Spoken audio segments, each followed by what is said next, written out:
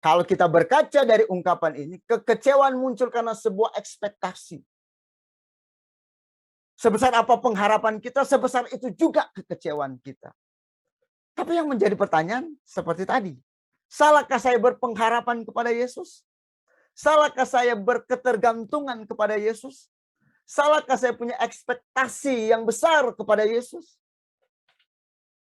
Kalau misalnya pernyataan ini ditujukan kepada Pak Sub, misalnya, saya berharap kepada Pak Sub, saya berketergantungan kepada Sub, ya memang salah. Karena satu saat saya akan kecewa. Kenapa? Karena Pak Sub manusia. Dia punya kekurangan, tapi sekaligus punya kelebihan. Tapi kalau pernyataan ini dinyatakan kepada Yesus, apakah salah?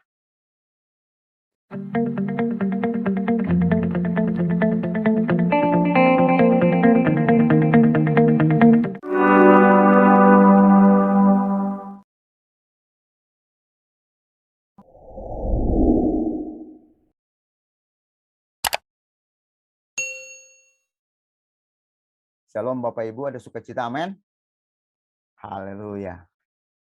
Bapak Ibu yang dikasih dalam Tuhan kita Yesus Kristus, pagi hari ini kita akan membahas tentang kata kecewa. Tapi sebelum kita membahas tentang kata kecewa ini, saya mau bertanya dulu ke Bapak Ibu. Siapa di antara kita pagi hari ini yang masih ingat khotbah 3 minggu yang lalu? Ada Bapak Ibu yang masih ingat khotbah 3 minggu yang lalu di gereja kita, GB Kebon Siri? Ada yang dengar atau ada yang nonton khotbahnya? Yang pengkhotbahnya adalah Pak Jeffrey Tresna kalau nggak salah. Dia membawa tentang kekecewaan. Judulnya adalah Pembunuh Masa Depan. Apakah ada yang mendengarkannya? Khotbahnya? Boleh kasih reaksiannya? Jempol? Cuma Pak Sub nih. Berarti sebagian, ada Pak Fanto nih yang dengar. Haleluya. Nah, Bapak Ibu yang dikasih dalam Tuhan kita Yesus Kristus, kenapa saya tanya demikian? Karena pagi hari ini kita membawakan kata kecewa ini, saya diberkati oleh khotbah beliau. Luar biasa khotbah itu. Tapi kali ini saya membawakan kata kecewa, bukan saya akan membawakan kembali khotbah beliau. Karena beliau membawa tentang dampak dari orang yang kecewa. Sehingga mempengaruhi masa depannya. Sehingga dia berkata, kekecewaan adalah pembunuh masa depan. Kali ini saya tidak mau bahas tentang pembunuh masa depan. Tapi yang saya mau bagi sama Bapak Ibu adalah kenapa manusia kecewa dan bagaimana supaya tidak mudah kecewa. Landasan ayat yang kita membaca terdapat dalam Yohanes 16 ayat 1 sampai 3. Yohanes 16 ayat 1 sampai 3. Semua ini kukatakan kepadamu supaya kamu jangan kecewa dan menolak aku. Kamu akan dikucilkan, bahkan akan datang saatnya bahwa setiap orang yang membunuh kamu akan menyangka bahwa ia berbuat bakti bagi Allah. Mereka akan berbuat demikian karena mereka tidak mengenal baik Bapa maupun aku. Kalau Bapak Ibu memperhatikan Yohanes 16 ayat 1 sampai 3, kitab ini ditulis 90 Masehi. Jauh setelah Yesus terangkat, jauh setelah Yesus mati, Tuhan sudah kasih tahu. Dan pada masa itu, permutatan sudah mulai terjadi. Banyak orang mulai meninggalkan Kristus pada waktu itu. Pengikut-pengikut Kristus mulai meninggalkan dia. Karena ada penganiayaan besar pada waktu itu. Waktu penulisan kitab Yohanes ini. Sehingga jauh sebelum ini terjadi, Tuhan sudah kasih tahu sama pengikut-pengikutnya. Semua ini kukatakan kepadamu supaya kamu jangan kecewa dan menolak aku. Siapa sih yang tidak pernah mengalami kekecewaan? Kita semua pernah mengalami kekecewaan. Nah, kenapa di awal tadi saya berkata, siapa yang sudah mendengar khotbah 3 minggu lalu, khotbah dari Pak Jeffrey. Hampir sebagian besar sudah mendengar. Nah, dalam khotbah itu ada pernyataan yang dikatakan oleh beliau.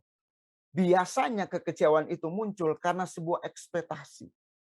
Sebesar apa pengharapan kita, sebesar itu juga kekecewaan kita. Bahkan jarak antara pengharapan dan realita ada sebuah gap, kata beliau, yang namanya kekecewaan. Dari kata inilah saya diberkati sekali oleh khotbah beliau.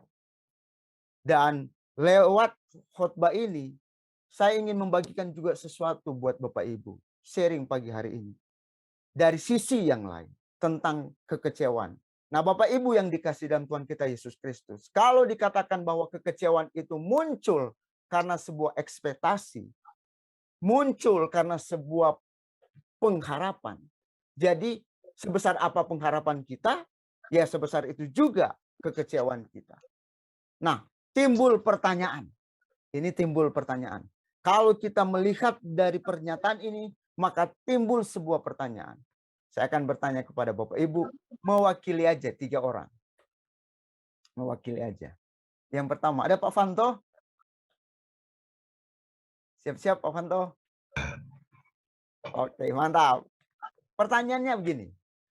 Salahkah kita berpengharapan kepada Yesus?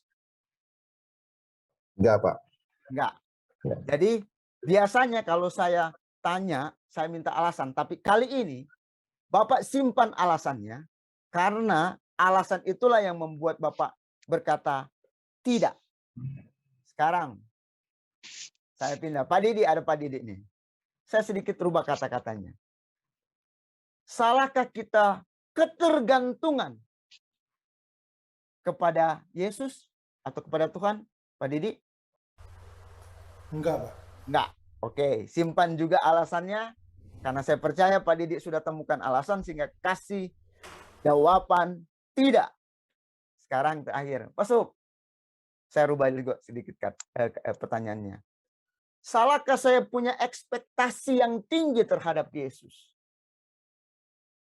Salahkah saya atau kita punya ekspektasi yang tinggi terhadap Yesus? Pak Sup, salahkah? Tidak, Pak. Tidak. Pak Sup juga simpan alasannya. Simpan alasannya karena saya percaya sudah mendapatkan jawaban yaitu yang tadi. Tidak.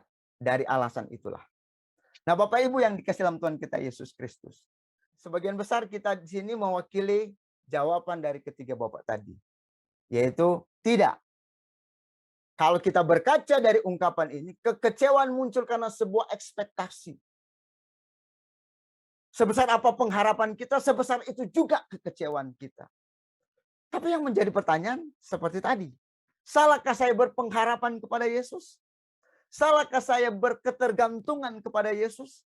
Salahkah saya punya ekspektasi yang besar kepada Yesus? Kalau misalnya pernyataan ini ditujukan kepada Pak Sup, misalnya, saya berharap kepada Pak Sup, saya berketergantungan kepada Sup, ya memang salah. Karena satu saat saya akan kecewa. Kenapa? Karena Pak Sup manusia. Dia punya kekurangan, tapi sekaligus punya kelebihan. Tapi kalau pernyataan ini dinyatakan kepada Yesus, apakah salah? Nah, ini yang membuat saya diberkati banget. Salahkah saya berketergantungan kepada Yesus? Bayangin Bapak Ibu. Kita terwakil oleh ketiga Bapak tadi. Kita hidup zaman sekarang, sudah tidak pernah bersentuhan dengan Yesus, sudah tidak pernah lihat Yesus secara utuh, maksudnya manusia. Kita berani berkata, tidak salah. Tapi Bapak Ibu bisa bayangin, kalau Bapak Ibu masih ingat khotbah hari Minggu itu.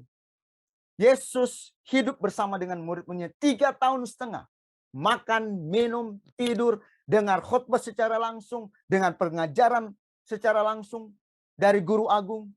Tapi kenapa, nah ini timbul pertanyaan kedua.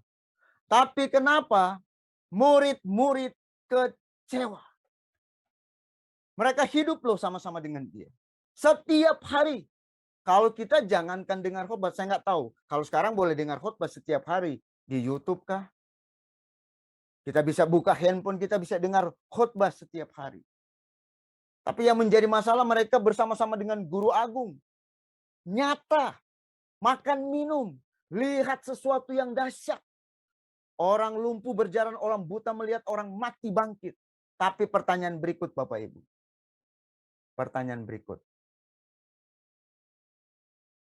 Kenapa murid-murid kecewa? Dan zaman sekarang mewakili ketiga Bapak tadi, kita berani berkata tidak salah. Sedangkan murid-murid yang hidup zaman itu, yang dekat dengan Yesus, bisa disentuh, kecewa. Nah, saya tanyakan kembali ke beliau-beliau ini. Keluarkan alasannya Pak. Pak Fanto, kenapa murid-murid kecewa? Karena apa yang diharapkan dia tidak sama dengan rencana Tuhan. Oke, thank you Pak Fanto. Pak Didi, kenapa murid-murid kecewa? Karena murid-murid yang kecewa itu punya motivasi tersendiri. Motivasi tersendiri. Oke. Masuk.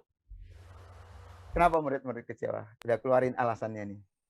Karena apa yang diharapkan murid-murid berbeda dengan apa yang Pak Yesus lakukan. Oke, Yesus lakukan. Bapak Ibu yang dikasih dalam Tuhan kita Yesus Kristus, Bapak Ibu akan berkata kepada saya, Jafar, berarti statement tadi benar. Sebesar apa pengharapan kita, sebesar itu juga kekecewaan kita. Sebesar apa ekspektasi kita, sebesar itu juga kekecewaan kita. Betul, setuju. Apakah murid-murid tidak punya pengharapan? Punya. Tapi pengharapan yang salah. Berarti, kenapa murid-murid ini kecewa? Bapak Ibu bisa buka Lukas 24. Lukas 24 ayat 18 sampai 21. Di situ kita akan menemukan kenapa murid-murid Yesus kecewa. Kalau kita berkata bahwa seperti saya ulang tadi, kalau saya bergantung kepada manusia itu salah. Tapi kalau saya bergantung kepada Yesus, kenapa saya kecewa? Murid-murid punya pengharapan enggak? Punya. Punya pengharapan kepada Yesus. Tapi pengharapan yang mereka gantungkan kepada Yesus adalah pengharapan yang salah. Berarti tetap punya pengharapan. Bapak Ibu perhatikan mulai dari ayat 18. Seorang dari mereka namanya Kleopas menjawabnya, apakah engkau satu-satunya orang asing di Yerusalem yang tidak tahu apa yang terjadi di situ pada hari-hari belakangan ini? Katanya kepada mereka, apakah itu? Yesus tanya. Jawab mereka, apa yang terjadi dengan Yesus orang Nazaret? Dia adalah seorang nabi yang berkuasa dalam pekerjaan dan perkataan di hadapan Allah dan di depan seluruh bangsa kami. Tetapi imam-imam kepala dan pemimpin-pemimpin kami telah menyerahkan dia untuk dihukum mati dan mereka telah menyalibkannya. Ini alasan mereka kecewa. Bayangin, hidup 3 tahun setengah, ini yang membuat alasan mereka kecewa. Mereka punya pengharapan loh. Padahal kami dahulu mengharapkan bahwa dialah yang datang untuk membebaskan bangsa Israel. Tapi sementara itu telah lewat 3 hari sejak semuanya itu terjadi. Kenapa murid-murid kecewa? Karena waktu Yesus datang ke dunia ini sampai 3 tahun setengah, bahkan Yesus sampai mati di atas kayu salib, di otak murid-murid, mereka punya pengharapan supaya beliau diangkat menjadi pemimpin bagi Israel dan membebaskan mereka dari penjajahan Roma. Itu yang tertanam di kepala mereka. Sampai Yesus mati. Sehingga waktu Yesus mati, semua kecewa sama sekali. Kecewa. Bahkan Pak Jeffrey berkata, dia membawa sebuah cerita waktu Yesus bertanya di pinggir pantai, ada kalau pauk sama kalian anak-anak? Dan mereka tidak mengenal Yesus yang berdiri di pinggir pantai itu. Logika saya yang pertama, ya mungkin jauh. Mungkin mereka nggak kenal. Dan bisa jadi juga karena kekecewaan. Tapi jarak juga menentukan. Namun buat saya, bukan itu yang menunjukkan kecewa berat. Yang menunjukkan murid-murid kecewa berat adalah perjalanan di Emmaus. Kenapa saya bilang kecewa beratnya ditunjukkan di peristiwa perjalanan di Emmaus? Bapak Ibu bisa bayangin, kalau saya bercakap-cakap dengan Pak Sub, jalan sama-sama, nggak mungkin kan saya berjauhan jarak 2 meter, 3 meter. Zaman dulu kan belum ada corona. Iya dong, harus berdekatan. Dan saya bisa kenal muka Pak Sub juga bisa kenal muka saya. Bapak Ibu bisa bayangin, 2 orang murid ini, seperti di gambar ini, jalan sama-sama, nggak kenal siapa yang mereka ajak bercakap-cakap. Nanti sudah mulai gelap, terus mereka suruh mampir, dan setelah Yesus memecahkan roti, mereka berkata, "Oh, itu kan Yesus." Luar biasa kekecewaan. Murid-murid kecewa karena menaruh pengharapan yang salah.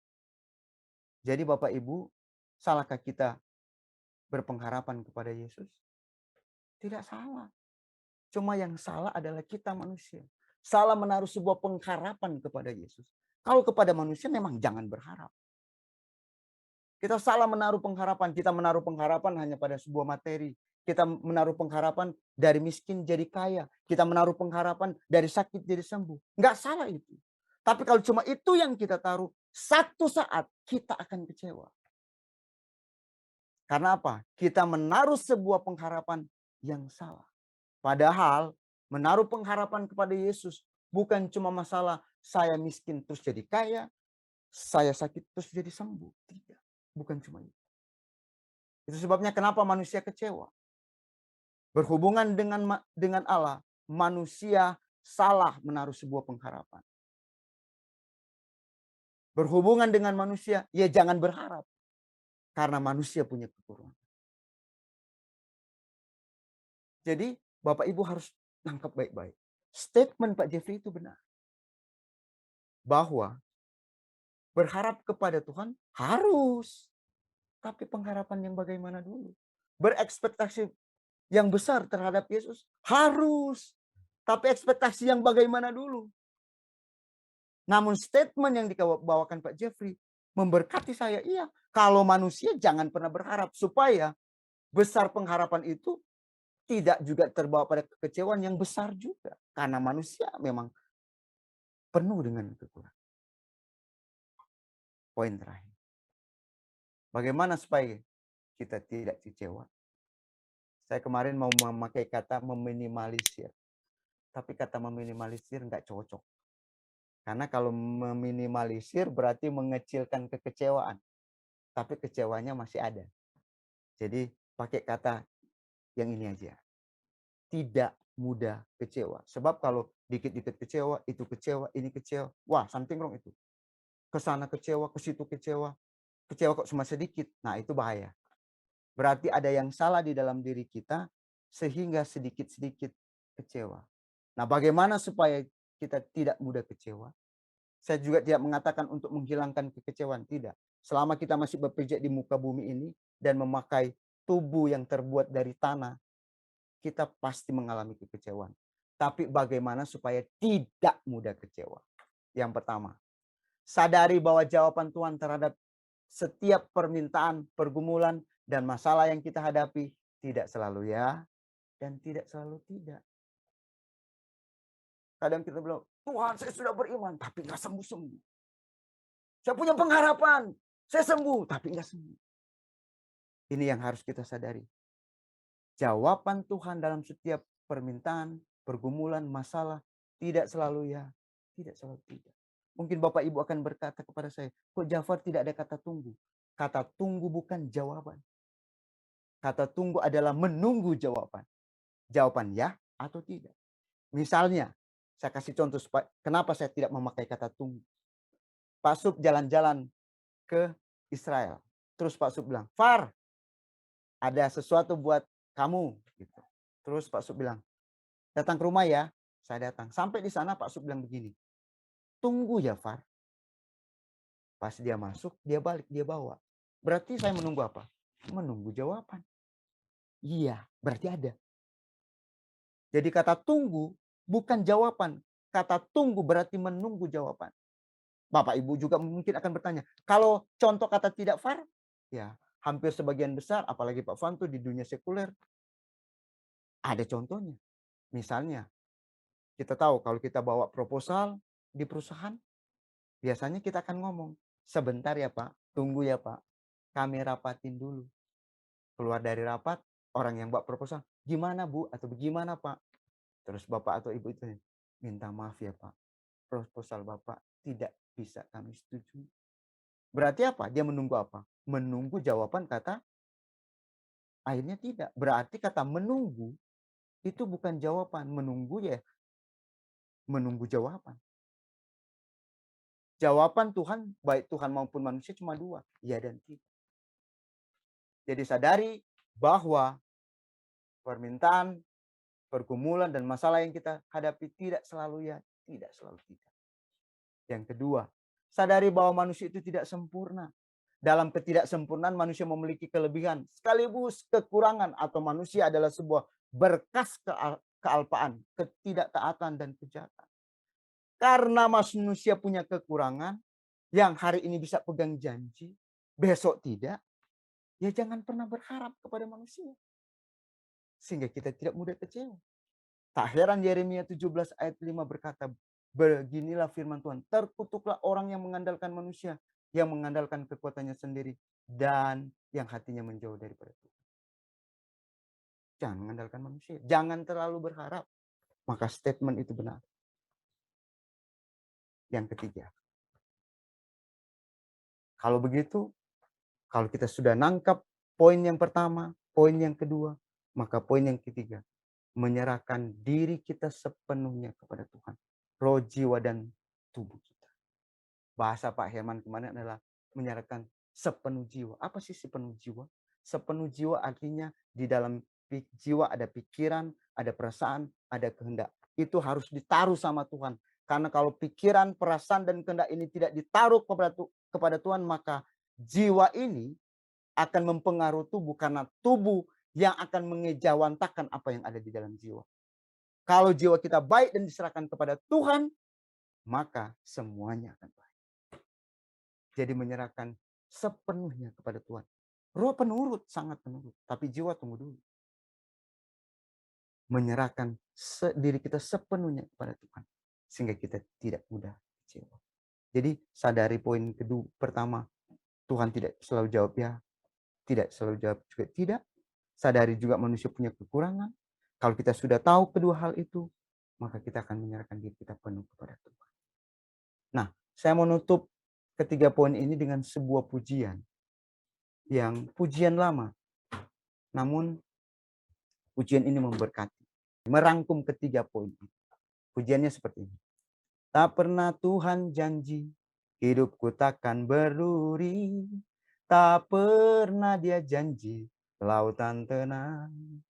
Tetapi dia berjanji, kan selalu sertaku dan menuntun jalan hidupku selalu. Janjinya dia atur langkahku. Janjinya dia pegang tanganku. Ku bersyukur Tuhan selalu peliharaku. Hingga satu kali awan gelap kan berlalu. Sang surya bersinar dengan megah. Dan bulan dan bintang menampakkan wajahnya. Haleluya, Tuhan puaskan jiwaku. Bagaimana supaya kita tidak mudah kecewa? Sadari bahwa Tuhan tidak pernah janji lautan teduh. Tuhan tidak pernah janji hidup kita tidak akan berduri. Artinya Tuhan tidak pernah jawab ya, tidak pernah jawab tidak. Sadari manusia punya kekurangan dan serahkan hidup kita kepada Tuhan. Sehingga waktu kita menjalani hidup ini, kita tidak mudah kecewa. Baik terhadap Tuhan maupun terhadap sesat. Tuhan Yesus memberkati kita semua. Amin.